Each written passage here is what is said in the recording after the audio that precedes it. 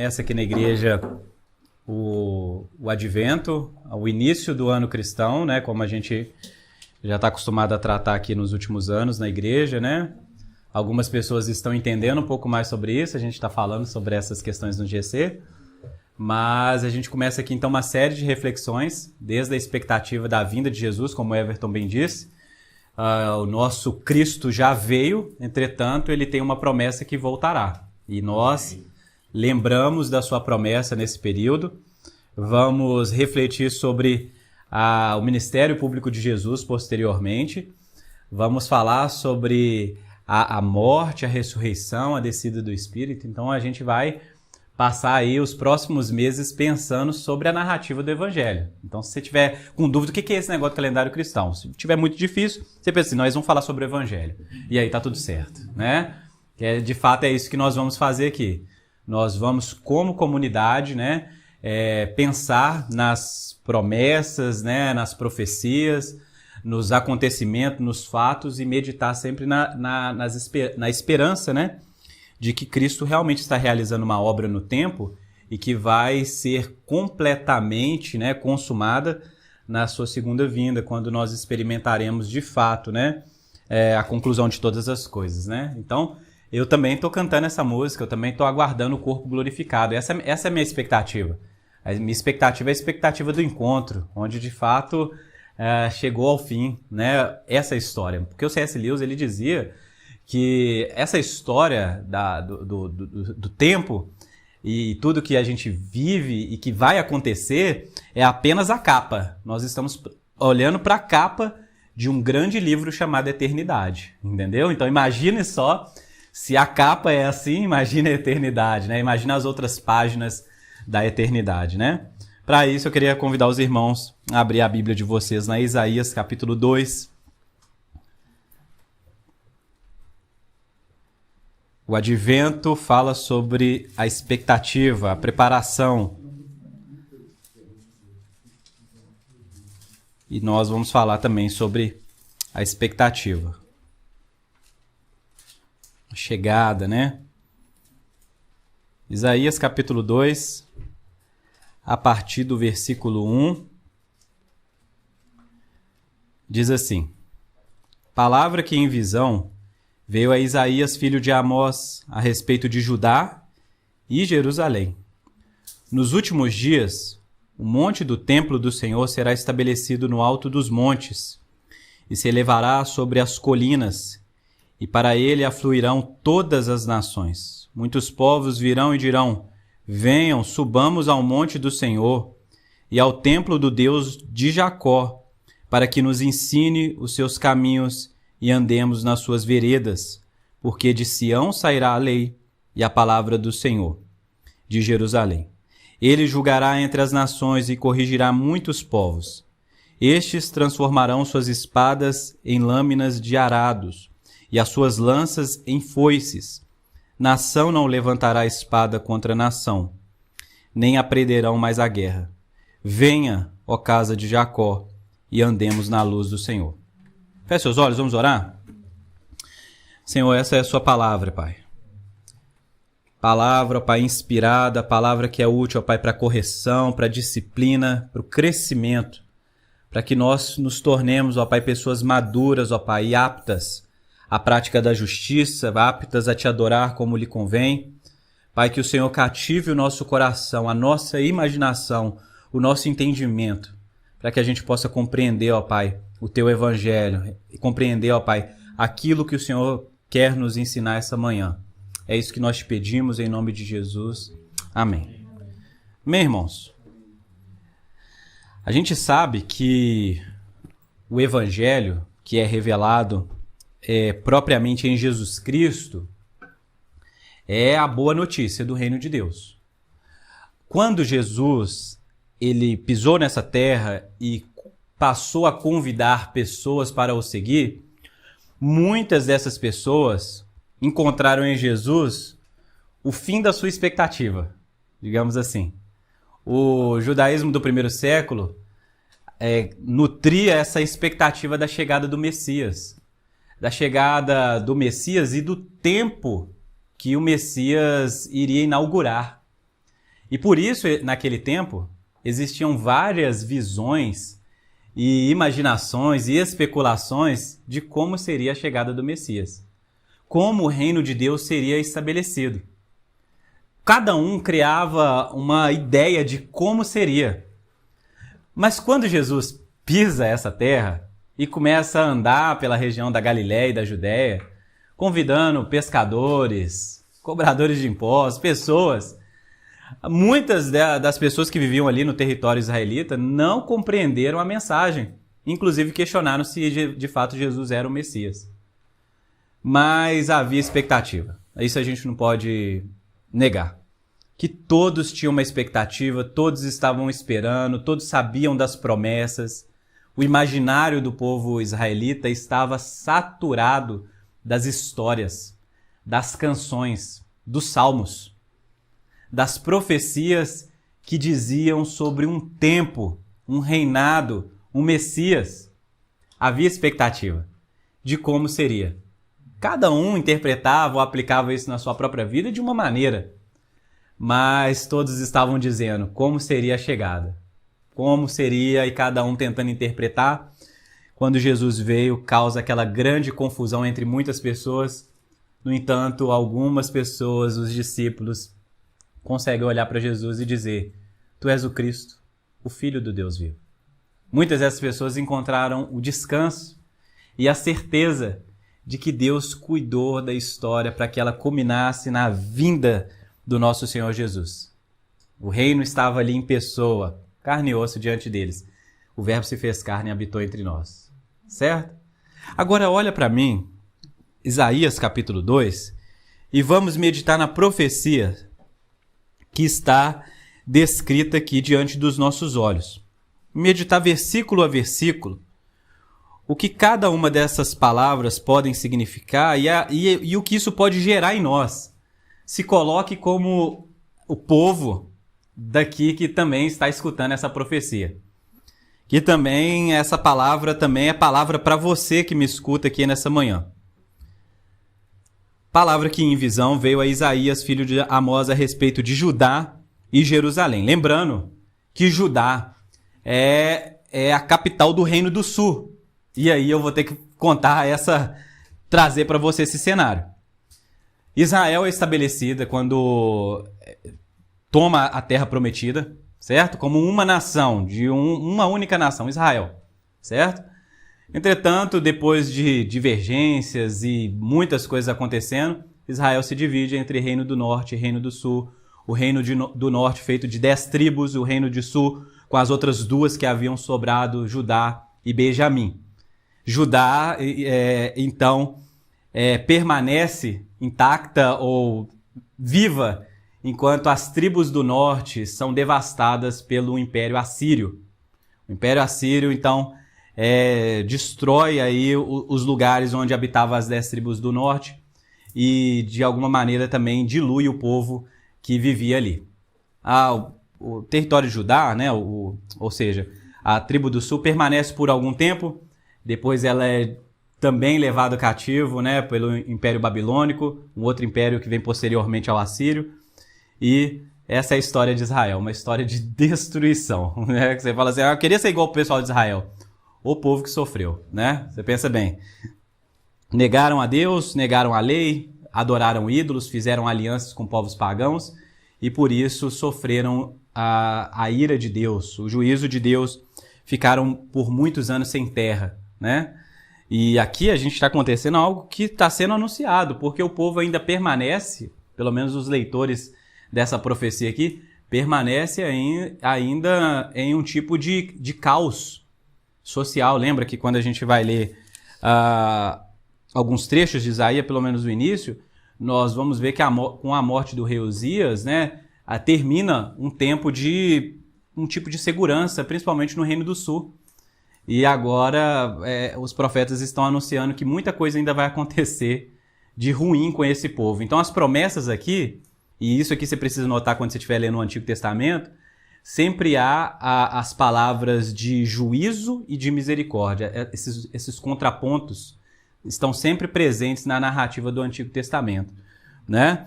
O que nós temos aqui agora, então, é uma palavra de esperança. Entretanto, você vai ver nas entrelinhas que também a palavra de juízo aparece. E a palavra para Judá e Jerusalém, a capital, o lugar onde o templo está estabelecido, o templo que permaneceu, as pessoas que permaneceram. Versículo 2, nos últimos dias, né? Ou seja, nos últimos dias, o monte do templo do Senhor será estabelecido no alto dos montes e se elevará sobre as colinas. Ou seja, a promessa é que Deus tem um tempo preparado na história. E isso aqui é um conceito interessantíssimo a respeito de Deus. Deus não é pego de surpresa com nenhum ato na história, nada. Nenhuma guerra, nenhum caos, nenhum desastre, nenhuma coisa pega Deus de surpresa, porque Deus é o autor da história. Deus é o autor da história e Deus prepara os tempos e as estações. E Deus tem uma data, ele tem um tempo específico. E aqui está exemplificado nessa palavra, nos últimos dias. É algo no futuro, é algo que vai chegar nessa completude de dias, vai chegar a completude dos dias e Deus vai estabelecer um novo tempo. Olha o tempo que Deus vai estabelecer. No monte do templo do Senhor será estabelecido no alto dos montes, ou seja, ele vai estabelecer um templo, um lugar nos altos dos montes, uma posição elevada, ele vai fazer algo que vai ser visto de longe. Deus está preparando algo diante de todos os olhos. E isso vai ser algo que vai ser colocado no alto. É a ideia dos montes aqui, no alto dos montes, e se elevará sobre as colinas, e para lá fluirão todas as nações. É como se aquilo que Deus tivesse para fazer nos últimos dias não fosse visto apenas do povo judeu, do povo israelita. No entanto, ele vai colocar num lugar tão alto que as nações conseguirão perceber isso, e não só isso, será um sinal para que elas possam sair de todos os lugares desse mundo e ir para lá. É uma ideia de peregrinação. Eles vão ver aquilo que Deus está fazendo e vão ser atraídos para lá.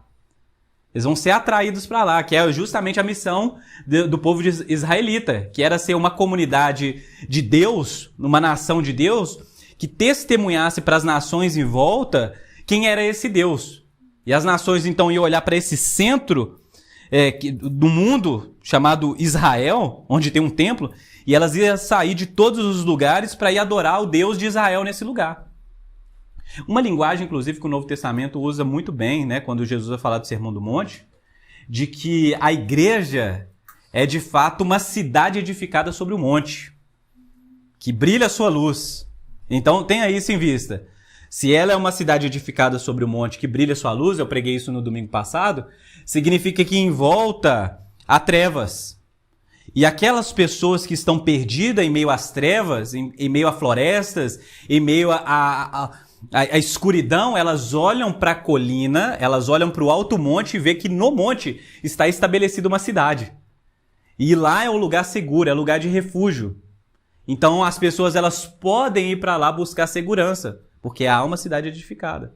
Então as pessoas das nações, elas podem olhar para isso que Deus está fazendo na história e elas podem ir para lá. Pessoas de todas as nações, porque Deus está estabelecendo o seu templo. Ele está estabelecendo um lugar onde as pessoas podem vir e adorar. Um lugar de segurança. Um lugar onde realmente é seguro. Faz sentido a peregrinação, sair de onde estou e chegar nesse lugar. Era a missão de Israel, ser um lugar onde as pessoas pudessem se achegar. Versículo 3. Muitos povos virão e dirão. Interessante essa ideia, né? Porque agora Israel, que deveria dar testemunho de Deus, vai deixando como assim, a tarefa não é mais exclusiva de Israel. Agora os povos que vão alcançando essa misericórdia de Deus, esse tempo de Deus, esse lugar que Deus preparou, vão dizendo a outros povos. Os povos comunicam entre os povos. É como se alguém tivesse encontrado algo bom, uma boa notícia, e não conseguisse conter essa boa notícia e tivesse que dizer para a pessoa, olha só, eu estou indo para lá, vamos também? É quando você descobre uma coisa boa, né?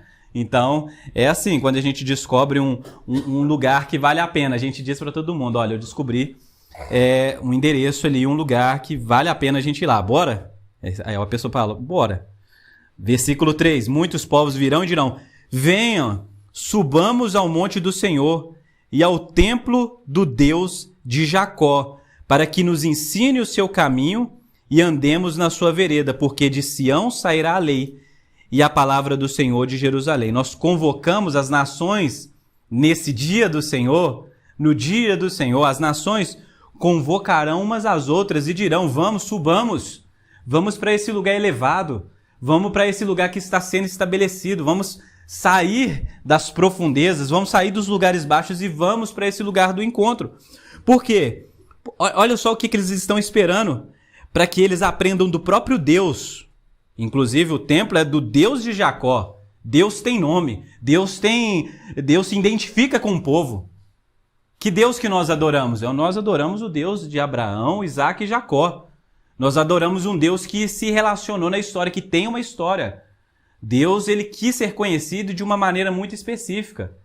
Nós não estamos buscando adorar um Deus qualquer. Um Deus que não tem nome, é um Deus que se identifica com qualquer coisa. O nosso Deus decidiu se revelar através de uma história. E quando nós lemos a Bíblia, nós podemos ter a certeza de que esse Deus se revelou nessa história. É o Deus que criou Adão. É o Deus que chamou Noé, que chamou Abraão, Isaac, Jacó, que libertou o povo de Israel. É o Deus de Moisés, certo? O nosso Deus se identifica e criou uma história onde ele é revelado. Então as nações sabem dessa história. As nações sabem que Deus é esse, é o Deus que vem se revelando desde Jacó. É o Deus que vem se revelando desde Jacó, é o Deus verdadeiro. Se há dúvida entre os povos, no dia do Senhor, nos últimos dias, essa dúvida cai por terra e as pessoas sabem identificar onde está o Deus verdadeiro. É o Deus de Jacó. É o Deus de Jacó. E eles vão para lá porque eles querem o quê? Que esse Deus nos ensine os seus caminhos e andemos na sua vereda. Nós precisamos desenvolver uma resposta e aprender como é que se vive de verdade, como se adora de verdade, como se relaciona de verdade com Deus. E para isso nós precisamos que o próprio Deus nos ensine. Nós precisamos que esse Deus não retenha de nós, não nos deixe na escuridão, na ignorância. Deus então revela a sua vontade, o seu ensinamento. Porque de Sião sairá a lei e a palavra do Senhor de Jerusalém. A lei como um caminho que revela a vontade de Deus, não a lei no sentido de os preceitos, as 613 leis, né, criadas aí para o judaísmo, né? Não faça, não. Mas a lei que procede em resposta à vontade de Deus, onde nós tomamos os princípios morais e os princípios espirituais que estão impregnados na lei de Deus e na sua palavra. Em cada uma das palavras, nas revelações, nos diálogos, lá está a vontade de Deus para nós. E muitas dessas vontades, dessas palavras e dessas leis, que inclusive nós hoje, nascidos de novo, temos grande dificuldade de interpretação. Como que é isso na minha vida? Chegará um tempo que nós aprenderemos direto de Deus e nós entenderemos de fato o que Ele deseja de cada um de nós. Ele deseja desses povos que estão sendo reunidos de todos os lugares da terra. Nós vamos aprender com Deus.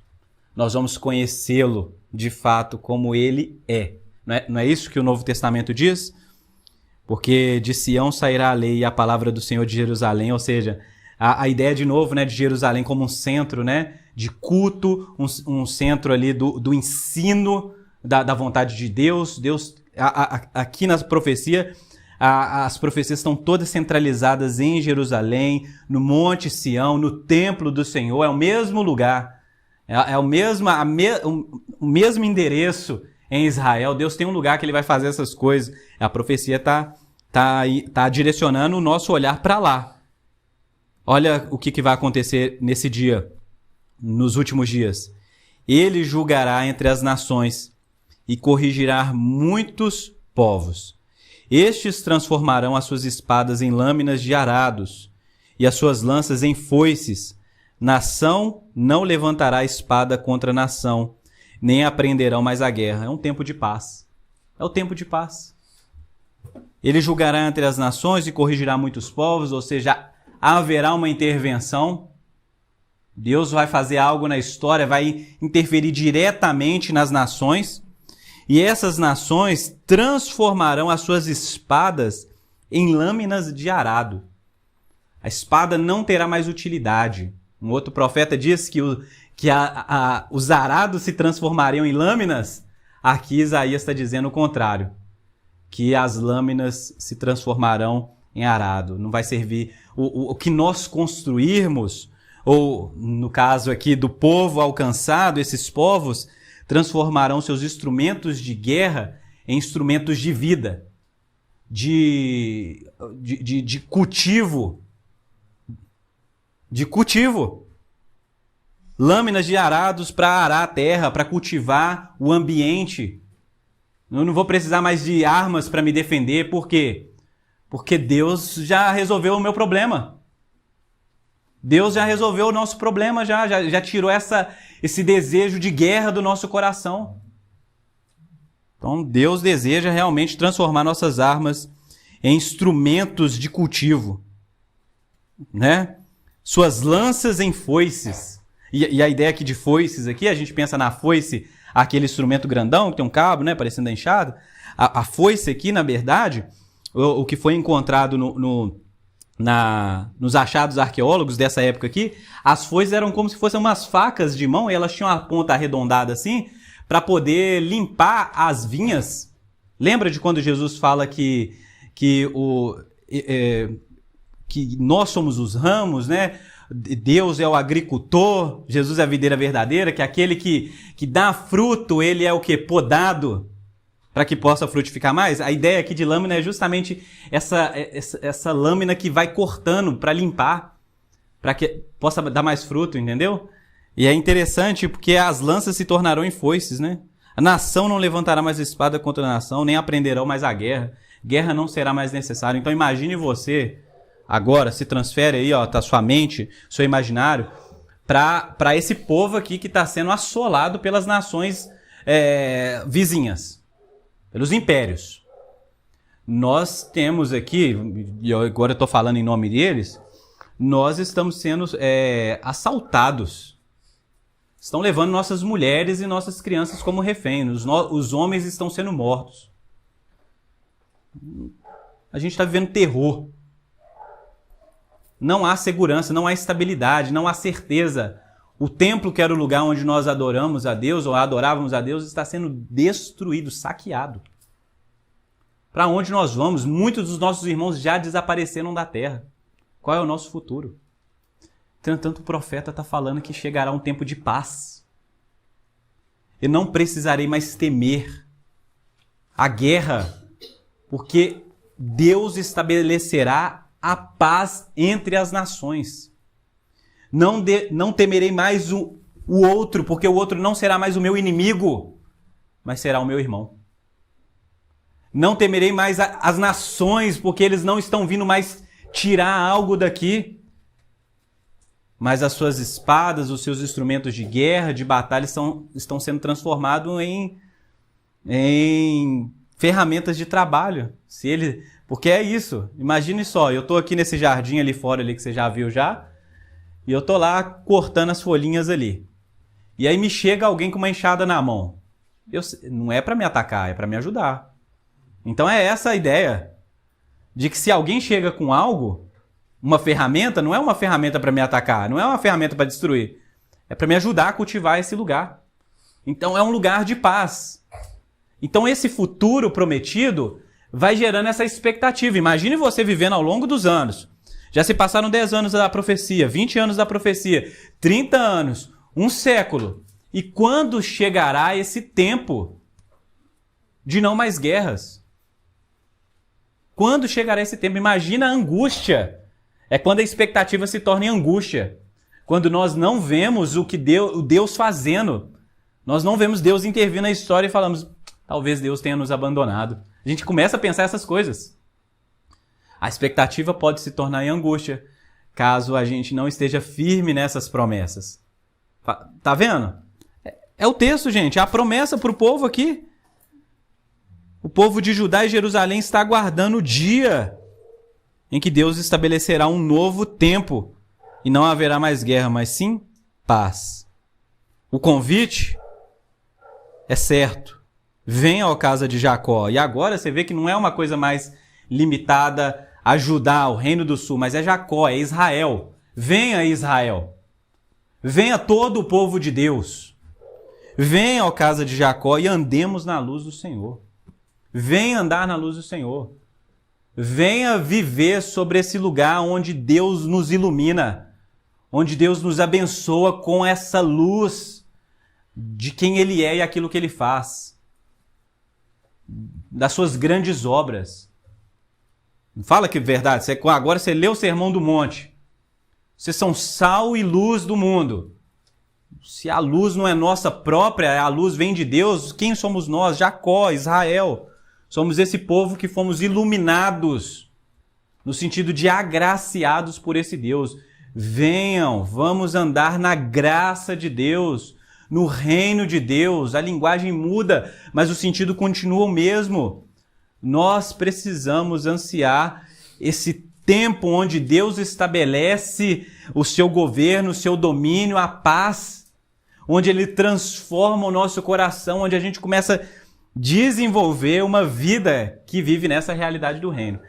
Agora, vamos falar aqui, a profecia ela tem mais de 700 anos até o Novo Testamento. Não é fácil. Que dia isso aqui vai acontecer? Isaías, inclusive, é todo recheado de profecias a respeito do Messias e desse novo tempo. Deus vem. Deus vem julgar e corrigir as nações. Deus vem. Antes desse momento de paz, Deus vem corrigir as nações. Deus vem colocar cada coisa no seu lugar, como eu disse. Deus não está ausente da história, está envolvido. Deus está com as suas mãos engajadas na história. Abre sua Bíblia em Salmos capítulo 2.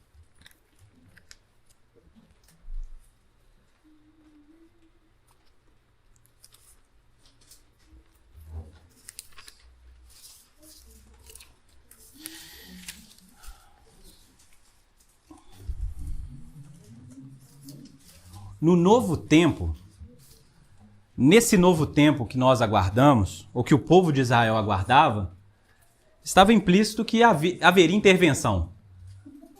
Deus ele mudaria a história, se envolvendo com a história. É Ele que estabelece o monte. É Ele que vai colocando em ordem as coisas que estão bagunçadas. Deus está em ação. A gente precisa retornar essa ideia de Missio Dei sempre. Deus está em ação. Deus está relacionado com essa história. Ele não é o Deus que deu corda no universo e deixou funcionando e foi dar uma volta. Nós não acreditamos nisso. Deus está envolvido com cada centímetro e cada segundo desse mundo e esse universo criado. E por isso que o Salmos capítulo 2, ele traz essa ideia do juízo muito bem para nós. Por que se enfurecem as nações e os povos imaginam coisas vãs? Os reis da terra se levantam e as autoridades conspiram contra o Senhor e contra o seu ungido, dizendo: vamos romper os seus laços e sacudir de nós as suas algemas. Olha só o que o povo sem Deus imagina a realidade. Como eles imaginam a realidade? Como se eles pudessem viver paralelamente ao governo de Deus. De maneira que eles podem romper com esse Deus, com o Senhor e o seu ungido. E eles vão tramando planos, eles vão fazendo planos, eles vão desenhando o futuro a qual Deus não está. Inclusive, eles enxergam Deus como opositor dos seus planos. É por isso que eles estão tramando plano contra o Senhor e o seu ungido. É a mente pagando o nosso mundo, o nosso século. Então eu tenho um sonho, eu tenho uma vontade, eu quero isso para o meu país, ou eu quero isso para a minha empresa, mas assim, esses são os meus planos. Deus não precisa entrar aqui não, que eu sei como que resolve a história. Tá vendo? É o medo de Deus vir fazer as coisas diferentes do que a gente espera. Não é isso? Eu lembro que na minha época, que a gente ficava desejoso, né, de ser enviado para algum lugar, as pessoas ficavam morrendo de medo de Deus mandar elas para um lugar que elas não gostariam. Né? Então eu assim, eu não vou naquele culto lá de missões não, por quê? Vai que Deus me envia para um lugar que eu não quero. E a gente está o tempo todo tentando manter a nossa segurança e o nosso, porque a gente acha que o nosso futuro é melhor e a gente sabe que é melhor para nós, né? Deus não sabe, não. Então essa ideia aqui, a ideia é totalmente pagã. Inclusive, olha só o que Deus faz. Aquele que habita nos céus dá risada. O Senhor zomba deles. É como se Deus olhasse para essas pessoas que acham que o futuro depende somente delas e risse. Colocasse a mão na barriga e risse. Como alguém que ri de uma piada. De um absurdo. Certo? Então eu vi um vídeo essa semana de uma criancinha tentando tirar um halter, né, um peso de academia do chão, né? E ela não conseguia. E aí vinha um adulto e tirava, e ela não conseguia. E ela ficava assim, sem entender por que ele consegue e eu não consigo. E os adultos indo, porque é esse tipo de coisa que Deus deve pensar. Quando a gente tenta mudar a história segundo o nosso próprio propósito, nossa própria vontade. Quando a gente acha que há alguma forma da gente construir uma realidade sem que Deus faça parte dessa realidade. Na sua ira, e aqui o tom muda, hein? De risada para ira. Na sua ira, o seu tempo lhes falará, e no seu furor os deixará apavorado, dizendo: eu constituí o meu rei sobre o meu santo monte Sião. O rei diz: proclamarei o decreto do Senhor. Ele me disse: você é meu filho e hoje eu gerei você. Peça e eu lhe darei as nações por herança e as extremidades da terra por sua possessão. Com uma vara de ferro você as quebrará e as despedaçará como um vaso de olheiro. Agora, pois, ó reis, sejam prudentes. Deixem-se advertir, juízes da terra. Sirvam o Senhor com temor e alegrem-se nele com tremor. Beijem o filho para que ele não se irrite e não pereça no caminho, porque em breve se acenderá a sua ira. Bem-aventurado todos os que nele se refugiam. Olha os Salmos capítulo 2. Deus então tem um tempo também. Entretanto, aqui, Deus diz que ele tem o seu ungido. E está dando toda a autoridade para esse ungido. Inclusive, ele pode pedir às nações que Deus vai dar para ele por herança. É como se ele de Sião, onde ele é estabelecido, o ungido do Senhor é estabelecido em Sião, nesse alto monte de Isaías capítulo 2, onde Deus está trazendo um novo tempo. É como se nesse lugar, esse ungido pedisse às nações. E as nações de todos os lugares começam o quê? Sair e dizer umas para outras: vinde, subamos ao monte santo do Senhor. É a herança. É a herança desse ungido. Qual é a herança desse ungido? Pessoas de todas as nações da terra. Tá vendo o que Deus está fazendo? Mas perceba bem que o convite da graça está sendo estendido, mas nós precisamos compreender a realidade do juízo. Aquelas pessoas, aqueles reinos, aqueles reis que não se curvaram, que não se deixaram ser advertido. Porque se as nações de Isaías capítulo 2 são advertidas, elas são corrigidas, elas são transformadas, se os reis demonstrarem oposição a esse ungido, o que acontecerá com eles, gente? Eles serão devastados, destruídos. Destruídos pelo ungido, que com uma barra de ferro despedaça as nações. Então, a ideia da misericórdia e do juízo estão presentes. Deus vai arrumar essa bagunça, não sem antes fazer uma bela de uma faxina. Então, é para gerar no nosso coração temor, tremor e gratidão. Porque não existe verdadeira gratidão sem a contemplação desse lugar, dessa perdição que nós estávamos. Espera aí, rapidinho. Então quer dizer que hoje eu, assentado nessa cadeira aqui, aprendendo do Senhor a sua lei e a sua palavra, significa que eu era povo inimigo. Mas não, mas eu estou sentado aqui, então agora eu sou povo agraciado. Tá vendo? Era para você estar lá, nesse lugar onde você estava em apuros, porque a qualquer hora, no encontro, ninguém sabe o dia nem a hora, você poderia ser encontrado como alguém, um ímpio, uma dessas pessoas tolas. No entanto, você está aqui. No entanto, inclusive você está aqui como alguém que é herança desse Messias. Como alguém que pertence a esse Messias.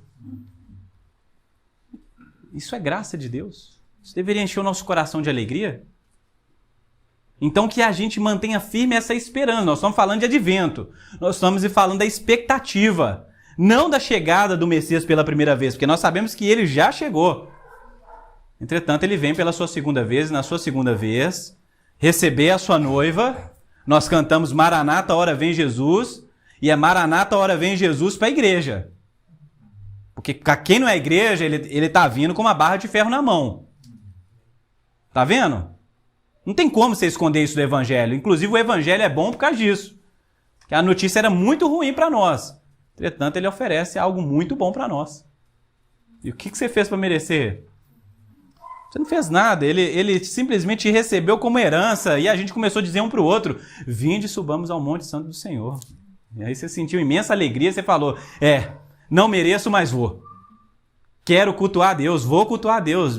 O que me atrai para esse Deus? Gente, é a obra do Espírito agindo no coração das pessoas em todos os lugares dessa terra, desse planeta. Onde o evangelho é pregado, onde um fala assim, vamos, subamos ao monte do Senhor. Nosso coração é despertado. E o que a gente faz? Começa a nossa jornada em direção a Deus. Que inclusive, não sei se você já percebeu aqui, o pessoal estava realmente condicionado ao lugar geográfico. E não perceberam os sinais, os significados. Eles estavam... É o Monte Sião, é o templo de Deus. E agora que não tem mais templo? Inclusive, se você for lá em Jerusalém, não tem mais templo.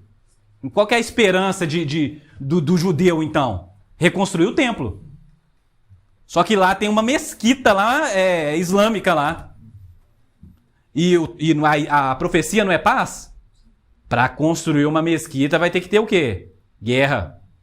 Mas a promessa não é que o nosso vizinho vai se tornar o nosso irmão? Ih, meu amigo. Então tem gente que está condicionado à geografia, ao lugar.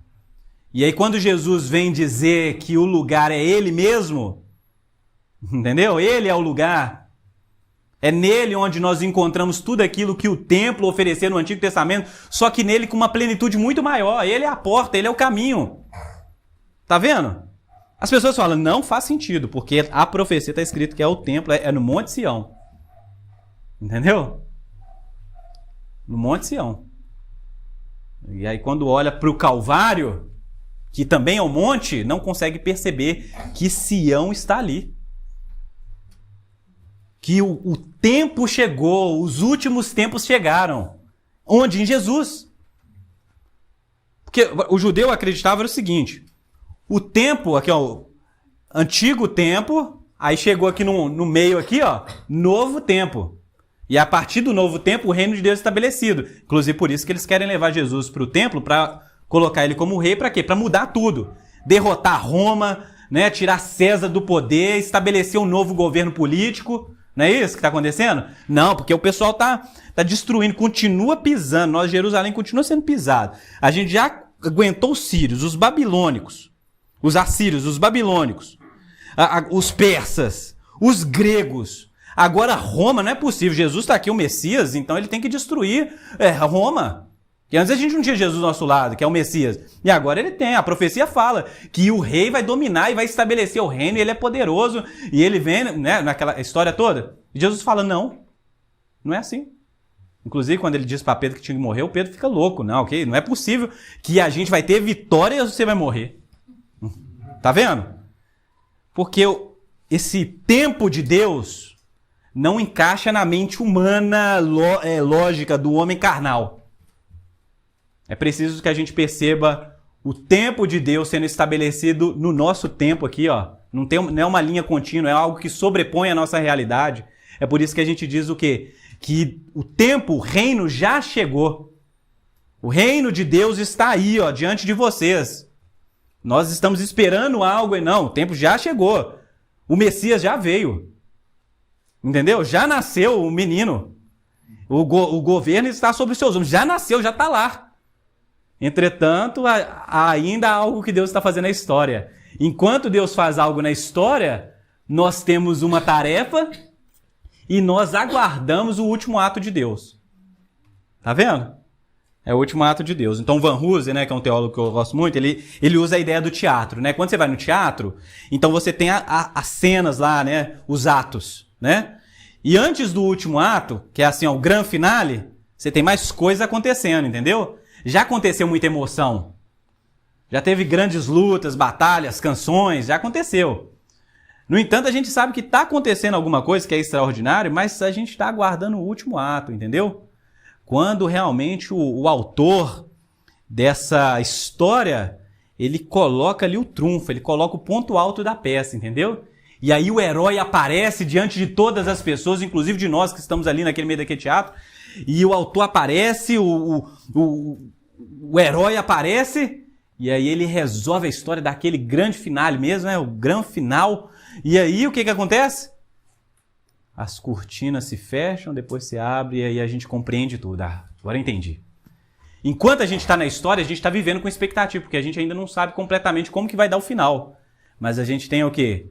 Alguns indicadores. Alguns indicadores. Mas muita gente no tempo de hoje, a gente está falando sobre expectativa, está perdendo esses indicadores, essa esperança, essa expectativa, e tratando como algo que não... Jesus não vem até hoje, tem 2000 anos já. Tá vendo? Tem mais tempo do que a profecia aqui para o pessoal. Então, será que vem? Assim, já que não vem, então deixa eu fazer meus planos, né? Que aí vai dar tempo de eu realizar todos os meus sonhos antes de Jesus vir. Tem gente que falava isso, né? O pessoal falava assim, ô Jesus, não volta não, porque eu tenho que casar. Tem gente que falava isso. Tô falando sério. É brincadeira, mas tem gente que vai... Eu falo assim, gente, como assim, entendeu? Mas olha só o que a gente precisa manter. Essa esperança e essa expectativa, entendeu?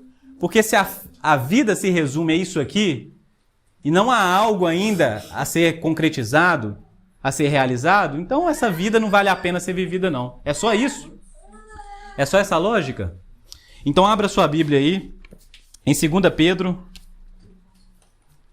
2 Pedro, capítulo 3.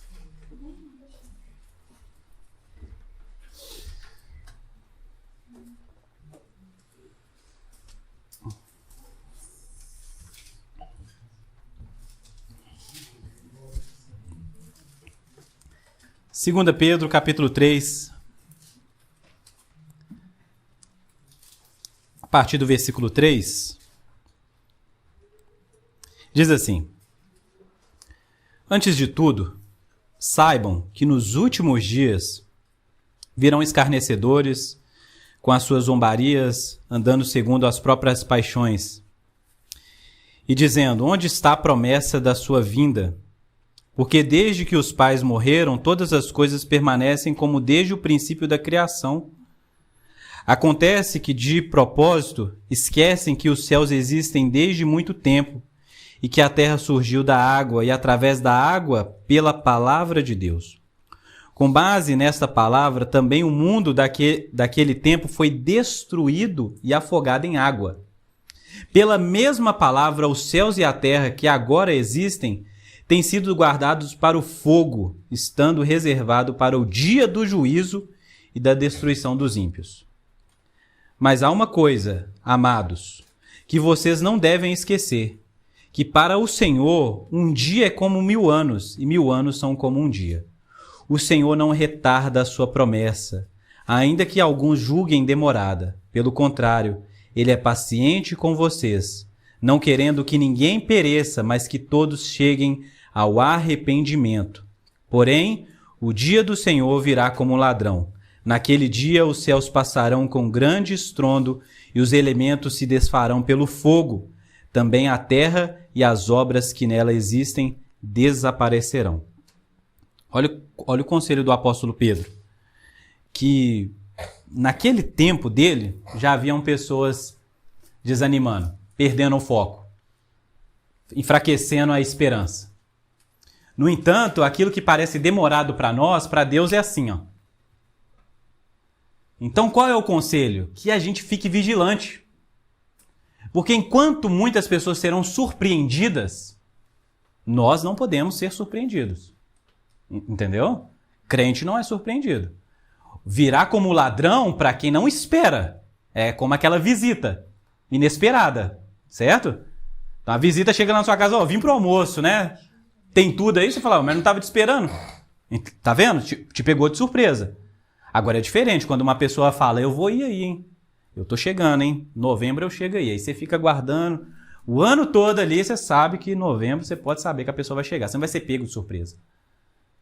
Você não vai ser pego de surpresa. Então nós estamos esperando com expectativas ardentes na vida de Jesus.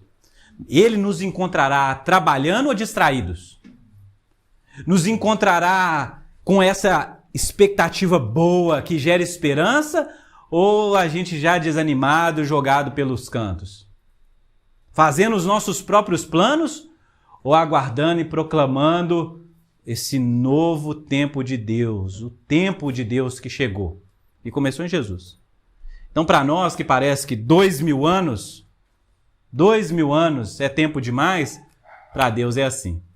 O que Deus está fazendo? Paciente e longânimo, aguardando que mais pessoas cheguem, mais pessoas sejam salvas, mais pessoas encontrem esse comunicado que vem da própria igreja. Nós dizermos para as pessoas, vamos, subamos ao Monte Santo do Senhor. Tá vendo? Então o que você está fazendo aqui? Enquanto você espera, você trabalha.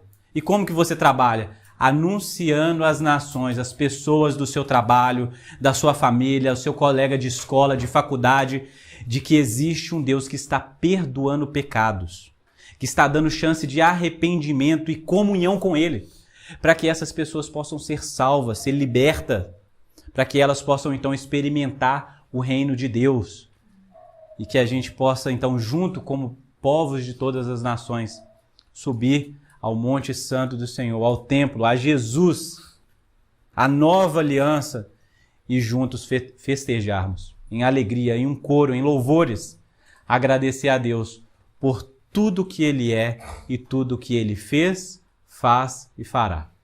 Amém? Vamos nos colocar de pé?